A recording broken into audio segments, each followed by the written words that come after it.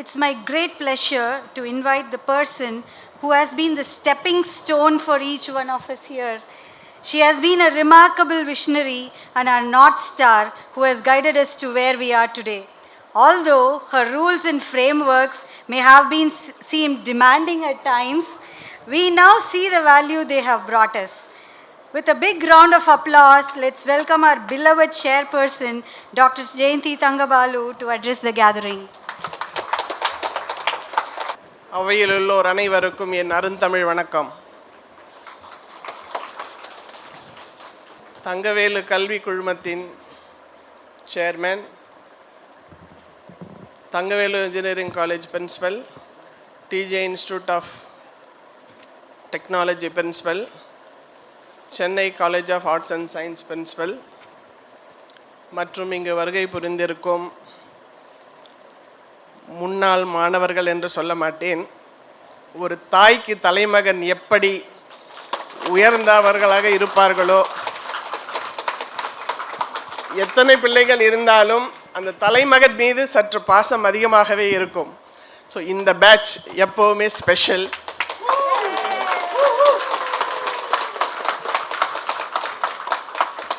இங்கு வருகை புரிந்திருக்கும் தலைமகன்கள், தலைமகள்கள் மற்றும் பேராசிரியர்கள் உங்கள் அனைவருக்கும் என்னுடைய முதற்கண் வணக்கம். 78வது சுதந்திர திருநாள் நல்வாழ்த்துக்கள். இன்றைக்கி இந்த அலுமினி மீட், அதாவது நீங்கள் படித்து முடித்து 25வது வருஷம் நிறைஞ்சு அதை நீங்கள் இன்ஸ்டியூட்லேயே கொண்டாடணும்னு நினச்சதுக்கு என்னோடய நன்றியை தெரிவிச்சுக்கிறேன். ஏன்னா நீங்கள்லாம் நினச்சிருந்தீங்கன்னா எல்லோரும் வெளியில் எங்கேயாவது ஃபிக்ஸ் பண்ணிவிட்டு செலிப்ரேட் பண்ணியிருக்கலாம். ஆனால் இன்ஸ்டியூட்டை மறக்காமல் இங்கே செலிப்ரேட் பண்ணணும்னு சொல்லிவிட்டு என்னை ஆவலாக இன்வைட் பண்ணாங்க. நீங்கள் அவசியம் வரணும் மேடம்னு. என்னை இன்வைட் பண்ணணுன்னு அவசியமே இல்லை. எனக்கு தகவல் சொல்லியிருந்தாலே போதும், நான் கண்டிப்பாக வந்திருப்பேன். ஏன்னா உங்களெல்லாம் பார்க்க ரொம்ப ஆவலாக இருந்தேன். நான் இந்த இன்ஸ்டியூட் ஆரம்பிக்கும்போது என்னோடய வயசு 28. அப்போது இந்த ஆப்பர்ச்சுனிட்டி, அதாவது ஒரு இன்ஸ்டியூட்டை ஆரம்பிக்கணும், நான் ஸ்கூல் ஆரம்பிக்கணும்னு சொல்லி தான் ரொம்ப இன்ட்ரெஸ்ட்டாக இருந்தேன். எங்கள் பசங்களை ஸ்கூலில் கொண்டு போய் விடுவேன். எனக்கு குழந்தைங்கன்னா ரொம்ப பிடிக்கும். ஸ்கூலில் விட்டுட்டு அந்த குழந்தைங்கள்லாம் லைனாக போகும்போது பார்க்கும்போது எனக்கு ரொம்ப ஆசையாக இருக்கும். அப்போ நான் என்ன நினச்சேன்னு, நம்ம ஸ்கூல் ஆரம்பிக்கணும்னு சொல்லி தான் அவர்கிட்ட கேட்டேன். நம்ம ஸ்கூல் ஆரம்பிக்கணும்னு சொல்லி தான் கேட்டேன். இந்த ஸ்கூலுக்கு பிளான் பண்ணும்போது அது அப்படியே அப்போ தான் இன்ஜினியரிங் காலேஜஸ் வந்துட்டு இருந்த டைமு. அது ஸ்கூலோட ஆசை அது காலேஜாக நிறைவேறுச்சு. அதுக்கப்புறம் காலேஜாக ஆரம்பித்தோம். அண்ணா யூனிவர்சிட்டியில் தங்கவேலு இன்ஜினியரிங் காலேஜ் 60வது காலேஜ். இன்றைக்கி 600 காலேஜுக்கும் மேலே இருக்குது. பட் இருந்தாலும் நம்மளோட காலேஜ் 60வது காலேஜ். ஃபஸ்ட்டு பேட்ச் ரிசல்ட் வரும்போது நம்ம அண்ணா யூனிவர்சிட்டியில் 5th பிளேஸில் இருந்தோம் ரிசல்ட்டில். காலேஜ் சேலத்தில் ஆரம்பித்தோம். சாரோட அப்பா பேர் தான் தங்கவேலு. அதனால் அவரோட நினைவாக அங்கே ஆரம்பிக்கணும்னு சொல்லி ஆரம்பித்தோம். ஃபஸ்ட் இயர் அங்கே ஆரம்பிக்கும் போதே தெரிஞ்சிடுச்சு. பட் அங்கே விட நாம் இங்கே சென்னை கொண்டு வந்தால் இன்னும் நல்ல பெட்டர் ஃபெசிலிட்டி கொடுக்க முடியும். அதனால் நாங்கள் என்ன பண்ணோம், தமிழ்நாட்டிலேயே முதலாக அஃபிஷியலாக AICTE approval, government approval, university affiliation எல்லாம் அப்ரூவல் வாங்கி ஷிஃப்ட் ஆன காலேஜ் நம்ம காலேஜ் தான் காலேஜ். சில காலேஜஸ் வேறு இடத்துல அப்ரூவல் வாங்கிட்டு இன்றைக்கும் வேறு இடத்துல இயங்கிட்டு இருக்கு. ஃபஸ்ட் இயர் அங்கே ஆரம்பித்தோம். செகண்ட் இயர் வரும்போது ஏஐசிடி அப்ரூவல் கொடுத்தாச்சு, கவர்மெண்ட் ஆஃப் தமிழ்நாடு அப்ரூவல் கொடுத்தாச்சு, லேபெல்லாம் இங்கே செட் பண்ணியாச்சு. உங்களுக்கு ஞாபகம் இருக்கும்னு நினைக்கிறேன், 3வது செமஸ்டர் தான் நீங்கள் இங்கே ஷிஃப்ட் ஆனீங்க. லேப் இங்கே பண்ணீங்க. உங்களுக்கு ஒரு விஷயம் தெரியாது, அதை நான் இன்றைக்கி சொல்கிறேன். இன்றைக்கி ப்ராக்டிக்கல் எக்ஸாம் அனௌன்ஸ் பண்ணியாச்சு. நாளைக்கு ப்ராக்டிக்கல் எக்ஸாம்னா இன்றைக்கி ஈவினிங் வரலும் மெட்ராஸ் யூனிவர்சிட்டி அஃபிலியேஷன் லெட்டர் தரல. ஆனால் உங்களுக்கு யாருக்கும் தெரியாது. நீங்கள்லாம் என்ன நினச்சிட்ருக்கீங்க, நாளைக்கு ப்ராக்டிக்கல் எக்ஸாம் பண்ண போகிறோம் நீங்கள் நினச்சிட்ருக்கீங்க. அப்போது பார்லிமெண்ட் நடந்துகிட்ருக்கு, சார் டெல்லியில் இருக்கார். எனக்கு பக்குங்குது. நாளைக்கு காலையில் பசங்க வந்தால் லேப் நடக்காதுன்னு சொன்னால் அவங்களோட மனநிலை எப்படி இருக்கும், அந்த பேரண்ட்ஸுக்கு என்ன பதில் சொல்கிறதுன்னு தெரியல. அதனால் ஆனால் யூனிவர்சிட்டி அஃபிலியேஷன் இன்ஸ்பெக்ஷன்லாம் முடிஞ்சிருச்சு, சிண்டிகேட்டில் செனட்டில் எல்லாம் வச்சு அப்ரூவல் ஆயாச்சு. ஆனால் லெட்டர் மட்டும், ஃபைனல் லெட்டர் மட்டும் கொடுக்கல. நான் என்ன பண்ணேன், தைரியமாக விசி கிட்ட அப்பாயின்மெண்ட் கேட்டேன். 4 மணிக்கு அப்பாயின்மெண்ட் கொடுத்தாரு. விசியை போய் பார்த்தேன். அவர் வந்து ஒரு விசி மாதிரியே பேசலை. அவர் என்ன சொன்னார், எனக்கு நீங்கள் யார் எவர் என்னன்னு எனக்கு தெரிலம்மா. அவர் சொல்லின பாணியை நான் அப்படியே துணியில் அப்படியே சொல்கிறேன். தெரியலம்மா, எனக்கு ரொம்ப ப்ரெஷரு, உங்களுக்கு வந்து அப்ரூவல் கொடுக்கக்கூடாதுன்னு அப்படின்னார். நான் சொன்னேன், சார் யாரோ எவரோ நீங்கள் ப்ரெஷர் கொடுத்தா எப்படி நீங்கள் அஃபிலியேஷன் கொடுக்காமல் இருப்பீங்க? ஏஐசிடி அப்ரூவல் கொடுத்தாச்சு, கவர்மெண்ட் ஆஃப் தமிழ்நாடு அப்ரூவல் கொடுத்தாச்சு, நீங்கள் இன்ஸ்பெக்ட் பண்ணியாச்சு, ஃபெசிலிட்டிஸ் எல்லாம் பார்த்தாச்சு, சிண்டிகேட் செனட்லெல்லாம் வச்சு பாஸ் பண்ணிங்கன்றதும் எனக்கு தெரியும். நாளைக்கு ப்ராக்டிக்கல் எக்ஸாம், எப்படி நீங்கள் லெட்டர் கொடுக்காமல் இருப்பீங்கன்னு கேட்டேன். அதுவா அப்படியா இப்படியான்னு இழுத்தார். அதுக்கப்புறம் நான் இதே பாயிண்ட்டை நான் அவர்கிட்ட சொன்னேன். சார், எந்தெந்த காலேஜ் எந்த இடத்துல அப்ரூவல் வாங்கிட்டு இப்போ எங்கே நடக்குது, உங்களோட அப்ரூவல் இல்லாமலே நீங்கள் ட்ரான்ஸ்ஃபர் அப்ரூவல் இல்லாமலே வேறு இடத்துலலாம் நடக்குது. நாங்கள் முறைப்படி நாங்கள் கேட்டிருக்கோம் காலேஜ். ஆனால் நீங்கள் வந்து அஃபிலியேஷன் யார் பேச்சோ கேட்டுட்டு கொடுக்கலன்னு சொல்கிறீங்க. நாளை காலையில் எங்கள் ஸ்டூடெண்ட்ஸ் ப்ராக்டிக்கல் எக்ஸாம் பண்ணி ஆகணும். இல்லைன்னு சொன்னால் நான் கோர்ட்டுக்கு போவேன். ஒரு பக்கம் என் ஸ்டூடெண்ட்ஸோடு சேர்ந்து யூனிவர்சிட்டி முன்னாடி உட்காந்து ஸ்ட்ரைக் பண்ணுவேன்னு சொல்லிட்டு வந்தேன் அவர்கிட்ட. அதுக்கப்புறம் அவர் என்ன பண்ணியிருக்காருன்னா, லிஸ்ட் எடுத்து பார்த்துருக்காரு, எந்தெந்த காலேஜ் எங்கே இதாக இருக்குது, என்ன ரிஜிஸ்ட்ராரை கூப்பிட்டு பேசியிருக்காரு. பேசிட்டு அவசர மீட்டிங் போட்டு அடுத்த நாள் காலையில் 8 மணிக்கெல்லாம், அன்றைக்கி நைட்டு 8 மணிக்கு ரிஜிஸ்ட்ரார் எனக்கு ஃபோன் பண்ணுறாரு. அம்மா, நீங்கள் அவசரப்பட்டு கோர்ட்டுக்கிட்டு போயிடாதீங்க, பசங்களை கூப்பிட்டு யூனிவர்சிட்டி முன்னாடி வந்துடாதீங்க, எக்ஸாம் ஆரம்பிக்கிறதுக்கு முன்னாடி உங்களுக்கு அஃபிலியேஷன் லெட்டர் இருக்கும், உங்கள் ஃபேக்ஸ் நம்பர் கொடுங்கன்னாரு. நான் காலேஜ் ஃபேக்ஸ் நம்பரும் கொடுத்தேன், ஹெட் ஆஃபீஸோட ஃபேக்ஸ் நம்பரும் கொடுத்தேன். மார்னிங் 9 o'clock அஃபிலியேஷன் லெட்டர் ஃபேக்ஸில் வந்துச்சு.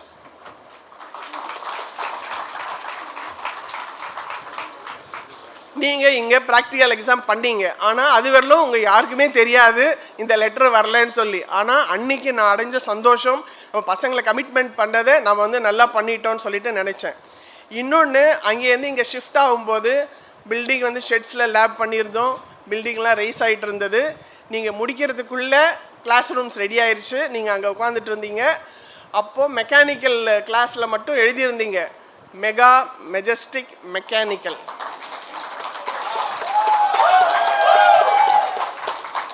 எழுதியிருந்தீங்க. அந்த மெகா என் மனசில் நல்லா பதிஞ்சது. அந்த மெகா தான் இந்த மெகா.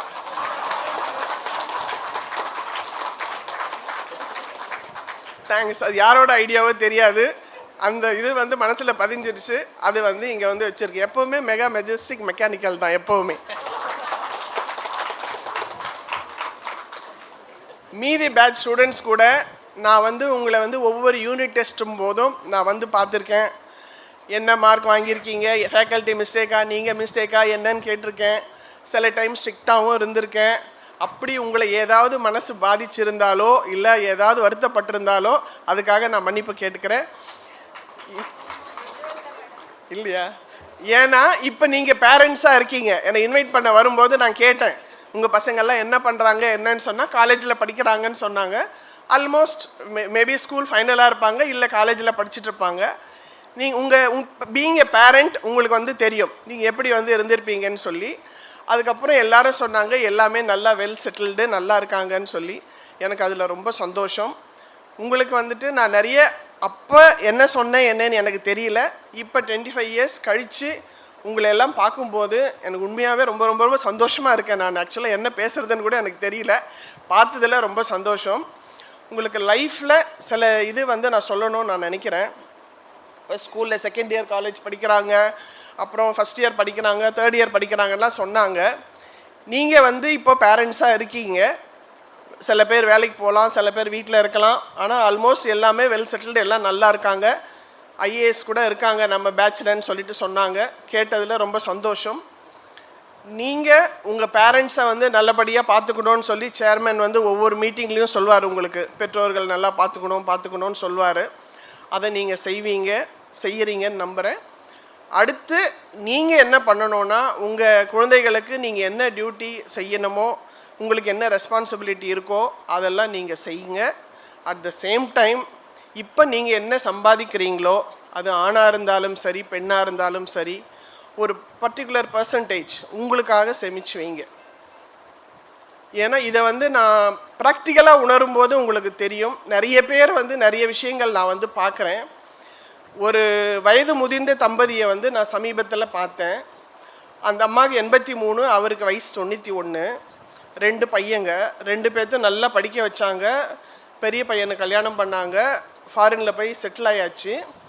கல்யாணம் ஆகி 33 வருஷம் அம்மா அப்பா வந்து பார்க்கல. அந்த 2வது பையன் அண்ணனோட வைஃப் இப்படி இருக்காங்கன்னு சொல்லி அந்த பையன் கல்யாணம் பண்ணிக்கல. அந்த பையனும் வரல. ஆனால் இந்த வயசான காலத்தில் அவங்களோட மனநிலை எப்படி இருக்கும்னு பார்த்துக்கோங்க. பணம் அனுப்புகிறாங்களா இல்லையா எனக்கு தெரியாதுன்னு நான் வந்து கேட்கல. அது கேட்ட உடனே எனக்கு மனசு ரொம்ப வருத்தமாக இருந்தது. பட் அந்த மாதிரி எந்த ஸ்டூடெண்ட்டும் இருக்கக்கூடாது. எந்த ஊரில் எந்த நாட்டில் எங்கே இருந்தாலும் அம்மா அப்பான்றவங்க அவங்க தான். அதை பார்க்க வேண்டிய கடமை நமக்கு இருக்குது. அதை வந்து பார்க்கணும். முந்தி இருந்த மாதிரி ஜென்ரேஷன் இப்போ கிடையாது. நம்ம அம்மா அப்பா சொல்கிறத கேட்போம், இல்லை கேட்கலன்னா கூட பின்னாடி ஏதாவது சொல்லுவோமே தவிர எதிர்த்து வந்து சொல்ல மாட்டோம். ஆனால் இப்போ இருக்கிற ஜென்ரேஷன் எப்படின்னு தெரியல. ஆனால் நீங்கள் எப்பொழுதும் எந்த காலத்துலேயும் யாரையும் எதிர்பார்த்தோ சார்ந்தோ இருக்காதீங்க. உங்கள் காலில் நீங்கள் நிற்கிறதுக்கு ஒரு பர்டிகுலர் பர்சன்டேஜ் இதுவரையிலும் நீங்கள் செய்யலைன்னா கூட இனிமேலாவது ஒரு பர்டிகுலர் பர்சன்டேஜ் உங்கள் எதிர்காலத்துக்காக நீங்கள் வச்சுக்கோங்க. 1. நம்பர் 2, உங்களோட ஹெல்த்தை நல்லா பார்த்துக்கோங்க. ஒரு டைம் இல்லாமல் உடலை வந்து பராமரிக்கிறதுக்கு ஒரு டைம் கொடுக்காம காலைல எந்திரிக்கணும், செய்யணும், சமைக்கணும், சாப்பிட்ணும், அப்புறம் கொஞ்சம் கேப் கிடச்சா ஏதாவது பார்க்கணும், இல்லை டிவி பார்க்கணும், அவசரமாக ஓடாதீங்க. ஒரு நாளைக்கு ஒரு 10 நிமிஷமாவது யோசிங்க. நாம் யார், எதுக்கு இந்த பூமிக்கு வந்தோம், நம்மளோட டியூட்டி என்ன, ரெஸ்பான்சிபிலிட்டி என்ன. கடகடன்னு ஓடி கடகடன்னு ஒரு நாள் டப்புன்னு போயிடக்கூடாது. ஏதாவது வந்து மனசு அமைதிக்கு நம்ம என்ன செய்கிறோம், நம்ம என்ன சொல்கிறோம், நம்ம என்ன செய்யணும் அப்படின்னு சொல்லிட்டு கொஞ்சம் யோசிக்கணும். அதை வந்து கொஞ்சம் யோசிச்சு பாருங்கள். முதல்ல உங்கள் மனசு அமைதியாக வச்சுக்கோங்க. உங்கள் ஆரோக்கியத்தை நல்லபடியாக பார்த்துக்கோங்க. இப்போ நீங்கள் ஹாஸ்பிட்டல் போனீங்கன்னா 1000லாம் கிடையாது, லட்சத்தில் தான் வந்து கொடுக்கணும். அதுக்கு எதுக்கு அந்த மாதிரி லட்சத்தில் கட்டணும்? ஒரு நாளைக்கு 1 மணி நேரம் உங்களோட ஆரோக்கியத்தில் நீங்கள் அக்கறை செலுத்துனீங்கன்னா அந்த ஹாஸ்பிட்டலுக்கே தயவு செய்து யாரும் ஸ்டெப்பின் பண்ணக்கூடாது. அதை வந்து நீங்கள் ஒரு உறுதிமொழியாக வச்சுக்கோங்க. உங்கள் ஹெல்த்தை வந்து நல்லபடியாக பார்த்துக்கோங்க. ஹாஸ்பிட்டலுக்கு போகிற கண்டிஷனுக்கு வராதிங்க.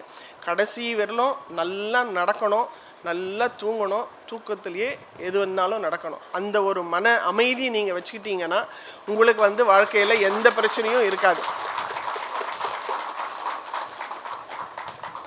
ஹெல்த்தை நல்லபடியாக பார்த்துக்கோங்க. அதுக்கு அடுத்து நல்லா சம்பாதிக்கிறீங்க, நல்லா இருக்கீங்க. இதில் யாரெல்லாம் விவசாயியோ உங்களுக்கு விவசாய நிலங்கள் இருந்தால் தயவு செய்து அதை விற்காதீங்க. எதிர்காலத்தில் விவசாயி தான் கடவுளாக இருப்பான், விவசாயி தான் போற்றப்படுவான். அதனால் விவசாய நிலம் இருந்தால் விற்காதீங்க. இல்லாதவங்க உங்கள் சேமிப்பில் பாரதியார் சொன்ன மாதிரி காணி நிலம் வேண்டும் பராசக்தின்னு சொன்னார். ஒரு காணி நிலமானாலும் ஒரு சொந்த நிலம் வாங்கி வச்சுக்கோங்க. ஒரு சின்ன வீடு, சுற்றி ஒரு 10 தென்னை மரம், அதெல்லாம் பாரதியார் சொல்லியிருப்பார். அந்த மாதிரி ஒரு அமைதியான வாழ்க்கை வாழறதுக்கு நீங்கள் பழகிக்கோங்க. நீங்கள் இப்போ வர உலகத்தை பார்த்தீங்கன்னா இன்னும் 28 அழிஞ்சிருங்கிறான், அப்புறம் இன்னும் 25 வருஷம்தான் இருக்குங்கிறான். இதெல்லாம் வந்துட்டு எப்படி என்ன செய்கிறதுன்னே தெரியல. இப்போ பொல்யூஷனும் மாறுது, எல்லாமே மாறுது. ஆனால் ஒரு பக்கம் அப்படி பயமுறுத்துகிறாங்க, ஒரு பக்கம் ரியல் எஸ்டேட் விலை ஏறுது. எதை நம்புறது எதை நம்பாமல் இருக்கிறதுன்னு தெரியல. ஆனால் இந்த நிமிஷம் வரலும் நாம் வந்து சந்தோஷமாக இருக்கோமா, சரி எந்த இது வந்தாலும் சரி இப்போ தண்ணி வருதா, ரைட், நான் வந்து யாருக்கும் துரோகம் செய்யலை, எந்த தப்பும் பண்ணலை, நான் மன நிறைவோடு இருக்கேன், வந்தால் வரட்டும் அப்படின்னு சொல்லிட்டு அந்த ஒரு மன அமைதி எல்லாத்துக்கும் வேணும். அந்த நிம்மதி வேணும். நீங்கள் லைஃப்பில் எந்த பிரச்சனையும் வர அளவுக்கு நீங்கள் நடந்துக்காதீங்க. உங்கள் மனசாட்சிக்கு விரோதமாக நடக்காதீங்க. எது செஞ்சாலும் உங்கள் மனசுக்கு எது சரின்னு படுதோ அதை செய்யுங்க. சேமிப்பு அவசியம், உங்களோட நிம்மதி அவசியம், உங்களோட ஆரோக்கியம் ரொம்ப முக்கியம். இதெல்லாம் நீங்கள் பார்த்துக்கோங்க. இல்லை வேறு ஏதாவது தனிப்பட்ட முறையிலோ இல்லை வேறு ஏதாவது சொல்லணும்னு இருந்தாலோ, இந்த எப்படி நீங்கள் வந்து 95ல் வந்து இந்த அட்ரஸுக்கு நீங்கள் வந்தீங்களோ சேம் அட்ரஸ் தான் ஹெட் ஆஃபீஸ் கூட. உங்கள் பேட்ச் மட்டும் இல்லை, இன்னும் நிறைய பேர் வந்து வெளிநாட்டில் இருந்தால் கூட ஏர்போர்ட்டில் இறங்கின உடனே நானும் என்னோடய செல் நம்பரும் நான் மாற்றலை, இப்போ தான் ஆஃப் பண்ணி இருக்குது. பட் அந்த நம்பருக்கு கால் பண்ணுறாங்க, என்னை வந்து பார்க்குறாங்க, இல்லை பேசுகிறாங்க. நான் கிளாஸ் கமிட்டியில் இருந்தபோது சில பேர்லாம் வந்து சில ஸ்டூடெண்ட்ஸ் எல்லாம் வந்து ஒரு ஸ்டூடெண்ட் என்னை இன்வைட் பண்ணும்போது கூட சொன்னாங்க, என்னை நீங்கள் சஸ்பெண்ட் பண்ணீங்க மேடம், எங்கள் அக்காவும் எங்கள் அம்மாவும் வந்து உங்களை பார்த்தாங்கன்னு சொல்லிட்டு சொன்னாங்க. ஆனால் நான் கிளாஸ் கமிட்டி முடிஞ்ச உடனே சில பேரண்ட்ஸ் எனக்கு ஃபோன் பண்ணுவாங்க. என்ன தெரியுமா சொல்லுவாங்க, நீங்கள் கிளாஸில் இப்படிலாம் சொன்னீங்களாம், என் பையன் வந்து வீட்டில் இப்படிலாம் சொன்னான் மேடம், நீங்கள் அடிக்கடி இந்த மாதிரி மீட்டிங் போங்க மேடம், இந்த மாதிரி நல்லா திட்டுங்க மேடம் அப்படிம்பாங்க. அப்புறம் ஒரு சிலர் வந்து நான் கூப்பிடுவேன், பேரண்ட்ஸே வரணும்னு கூப்பிடுவேன். நிறைய பேரை காலேஜ் கூப்பிட மாட்டேன். ஏன்னா ஒரு பர்டிகுலர் பேரண்ட் இங்கே வந்து பார்த்தா மீதி ஸ்டூடெண்ட்டுக்கெல்லாம் தெரியும் அந்த பேரண்ட் வந்தாங்கன்னு. அதனால் பேரண்ட்டை கூப்பிடோன்னா நாங்கள் அடையார் ஆஃபீஸ்க்கு வாங்கன்னு சொல்லிட்டு சொல்லுவேன். அங்கே பேசும்போது ஒரு சில பேரண்ட் என்ன சொல்லுவாங்கன்னா, அப்படித்தான் இருக்கான், எங்களால் கண்ட்ரோல் பண்ண முடியல, நாங்கள் கஷ்டப்பட்டு அவனை படிக்க வைக்கிறோம், பிற்காலத்தில் அவன் சம்பாரித்து தான் எங்களை காப்பாற்றணும், நாங்கள் அவனை சார்ந்து இருக்கோம், எங்களால் அவனை திட்டவும் முடியாது, ஒன்றும் செய்ய முடியாது மேடம், நீங்களே திருத்துங்க மேடம் சொன்ன பேரண்ட்ஸும் இருக்காங்க. அதனால தான் நான் வந்து சொல்கிறேன், அந்த பேரண்ட்ஸோட நிலையை வந்து நீங்கள் புரிஞ்சுக்கிட்டு அவங்கள நல்லா பார்த்துக்கோங்கன்னு சொன்னது. உங்களை நம்பி இருக்கிற பேரண்ட்ஸ் நிறைய பேர் இருப்பாங்க, அவங்க மனசு கஷ்டப்படாமல் பார்த்துக்கோங்க. நீங்கள் பேரண்ட்டாக இருக்கும்போது அந்த நிலைக்கு நீங்கள் வந்துடாதீங்கன்றதுனால தான் சேமிப்பு வந்து நீங்கள் வச்சுக்கோங்கன்றதுனால நான் சொல்கிறேன். அதுக்காக தான் உங்களோட ஆரோக்கியம் முக்கியம், பார்த்துக்கோங்க. காலேஜ் வந்துட்டு இந்த வருஷம் மட்டும் இல்லை, திருப்பி வருஷா வருஷம் இந்த மாதிரி வாங்க. வேறு என்ன தேவை இருக்கோ கேளுங்க, நாங்கள் தயாராக இருக்கோம். சந்தோஷமாக இருங்க, நல்லா இருங்க. வாழ்த்துக்கள்.